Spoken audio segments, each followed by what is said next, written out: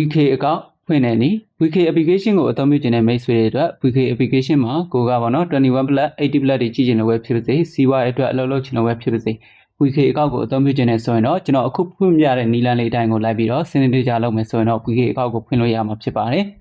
်ပထမအဆုံးအနေနဲ့ကျွန်တော်တို့ Play Store ထဲကိုဝင်ပြီးတော့ VK application ကိုကိုယ့်ရဲ့ဖုန်းထဲကို download ထည့်လိုက်ပါ download ပြီးသွားရင်ကျွန်တော်တို့ VK application ထဲကိုအပြင်ရပဲဖြစ်စေပေါ့နော်ဒီရပဲဖြစ်စေတိုက်ရိုက်ဝင်လိုက်ပါမယ် VK application တွေကိုရောက်ပြီဆိုရင်ဒီလိုမျိုးမြင်ရမှာပါအကောင့်အသစ်ကျွန်တော်တို့ဖွင့်ညင်တာဖြစ်တဲ့အတွက်အောက်ကအစိမ်းအောင်နဲ့ sign up ကိုနှိပ်လိုက်ပါဒီနေရာကိုရောက်ရင်တော့မိတ်ဆွေတို့ရဲ့ကိုနေတဲ့နိုင်ငံကိုအရင်ရွေးချယ်လိုက်ပါအပေါင်းလက္ခဏာလေးနဲ့ဒီနေရာလေးကိုတစ်ချက်နှိပ်ပါပြီးရင်တော့ဒီမှာကိုကထိုင်းဆိုရင်ထိုင်းမြန်မာဆိုရင်မြန်မာပေါ့နော်ကျွန်တော်လက်ရှိအခုနေတာထိုင်းမှာဖြစ်တဲ့အတွက်ထိုင်းဖုန်းနံပါတ်နဲ့ဖွင့်ပြမှာဖြစ်ပါတယ်ကျွန်တော်ကတော့ဒါဆိုရင်ထိုင်းဆိုပြီးတော့ပဲရေးထည့်လိုက်မယ်ပေါ့နော်ထိုင်းကိုရွေးလိုက်ပြီထိုင်းကိုရွေးလို့ပြီးသွားရင်တော့ကျွန်တော်တို့ VK အကောင့်ဖွင့်မဲ့ဖုန်းနံပါတ်ကိုဒီနေရာမှာထည့်ရမှာဖြစ်ပါတယ်တုံညကိုဖြတ်เสียမလို့ဘူးကိုယ့်ရဲ့ဖုန်းနံပါတ်မြန်မာဆိုရင်17လုံးထည့်စေအပြည့်ထည့်လိုက်ထိုင်းဆိုရင်လည်းထိုင်းဖုန်းနံပါတ်10လုံးလုံးအပြည့်ထည့်ပါတော့ဖုန်းနံပါတ်ကိုထည့်လို့ပြီးသွားပြီဆိုရင်ကျွန်တော်တို့အောက်က continue ဆိုတဲ့စာလေးကိုနှိပ်လိုက်တာ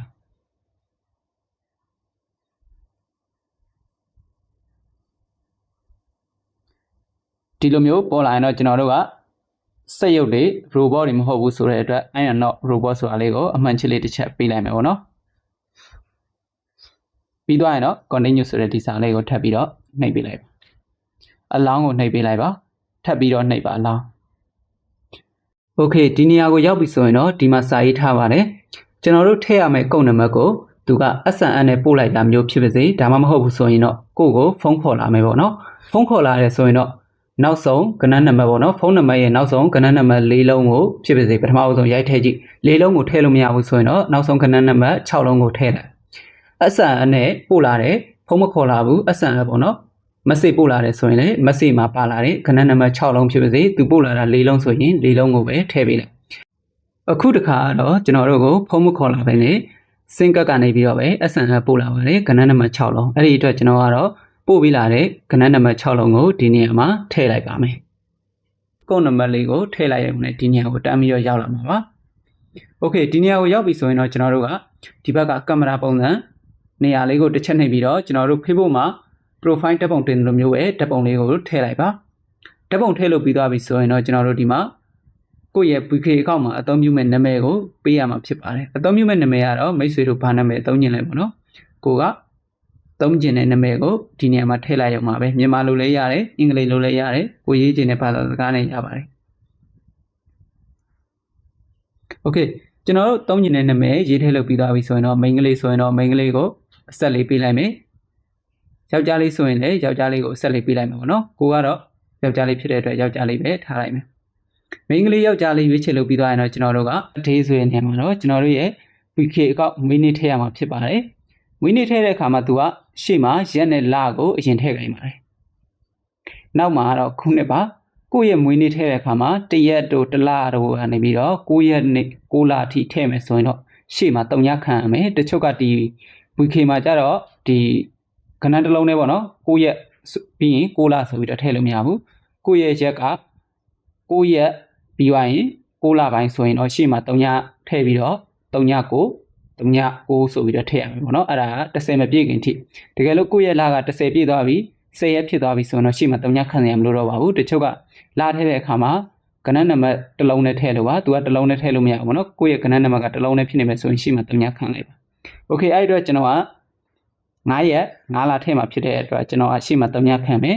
ပြီးရင်9ရေးမယ်ပြီးသွားရင်9လဖြစ်တဲ့အတွက်ရှေ့မှာ3ညခံမယ်9ရေးမယ်ပြီးသွားရင်တော့နောက်မှာခုနှစ်ကတော့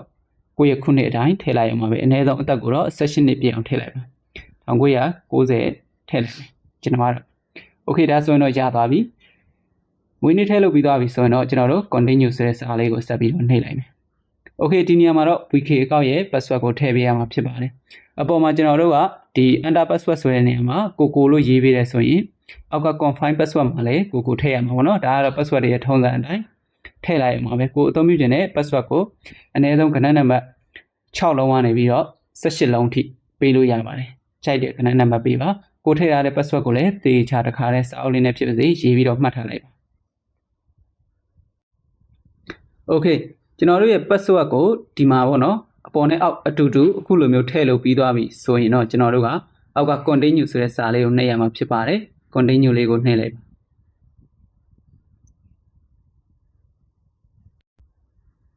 ဒါဆိုရင်တော့ဒီလိုမျိုးမြင်ရမှာဖြစ်ပါတယ်အပေါ်ကနေပြီးတော့ skip ဆိုတဲ့ဒီစာလေးကိုပဲနှိပ်လိုက်ပါ next ကိုနှိပ်ပေးလိုက်ပါအလောင်းကိုနှိပ်ပေးလိုက်ပါဒီလိုမျိုးပေါ်ရင်တော့ကျွန်တော်တို့ကိုတငယ်ချင်းတွေပါလိအပ်မလားပေါ့နော်ဒါဆိုရင်ကျွန်တော်တို့ရဲ့ကိုယ့်နဲ့ထဲကတငယ်ချင်းတွေကိုမအပ်ချင်တဲ့အတွက်ကျွန်တော်ကအပေါ်က skip လေးကိုပဲနှိပ်လိုက်ပါမယ်ပြီးတော့ရင်တော့အောက်က skip ဆိုတဲ့စာလေးကိုထပ်ပြီးတော့နှိပ်လိုက်ပါဒီလိုပေါ်လာရင်တော့ကျွန်တော်တို့ကကိုယ့်ရဲ့ PK new feed မှာပေါ့နော်ကိုကဘာတွေစိတ်ဝင်စားလဲဆိုတာကိုဒီကိုကြည့်ကျင်တဲ့အမျိုးအစားတွေပေါ့နော် music ကြည့်ကျင်တာ food ကြည့်ကျင်တာ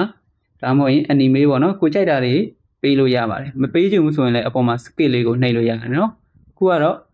ကျွန်တော်ကကြည့်ကျင်တဲ့အရာလေးတွေကိုလိုက်ပြီးတော့တစ်ချက်စီနှိပ်ပြီးတော့အောက်က next ဆိုတာလေးကိုနှိပ်လိုက်ပါမယ်